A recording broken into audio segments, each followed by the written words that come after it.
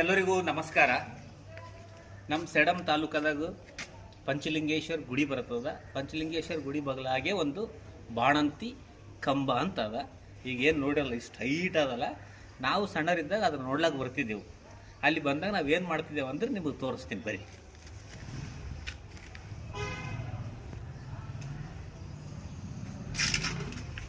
ಇದು ನೋಡ್ರಿ ಬಾಣಂತಿ ಕಂಬ. ಇದು ನಾವು ಸಣ್ಣರಿದ್ದಾಗ ಮತ್ತೇನು ಮಾಡ್ತಿದ್ದೆವು, ಈ ಥರ ಒಂದು ಕಡ್ಡಿ ತಗೋತಿದ್ದೆವು, ಭಾರಿ ಕಡ್ಡಿ ತೊಗೊಂಡು ಕೇಸ್ ಏನು ಮಾಡ್ತಿದ್ದೆವು, ಇದ್ರ ಕೆಳಗಿಂದ ಹಿಂಗೆ ಮಾಡ್ತಿದ್ದೆವು.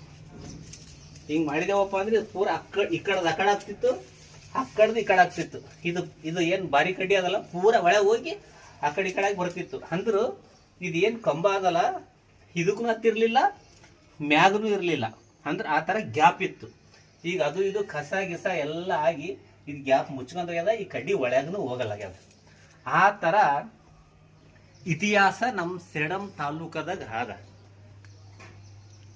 ಯಾವಾಗಾದ್ರೂ ನೀವು ಸೆಡಮ್ ತಾಲೂಕಕ್ಕೆ ಬಂದಿರಂದ್ರೆ ಪಂಚಲಿಂಗೇಶ್ವರ ಗುಡಿ ದೇವಸ್ಥಾನ ಅದ, ಅದರ ಬಗಲಾಗೆ ಬಾಣಂತಿ ಕಂಬ ಅಂತಾರೆ. ಇದಕ್ಕೂ ಒಂದು ಸರಿ ನೀವು ಭೇಟಿ ಕೊಡ್ರಿ, ಸೂಪರ್ ಆಗ್ಯದ. ಮತ್ತು ಇಲ್ಲಿ ನೋಡಿ ಎಲ್ಲ ಪುರಾತನವಾಗಿದೆ, ಎಷ್ಟು ಸೂಪರ್ ಕಟ್ಟಡ ಅದಿದೆ.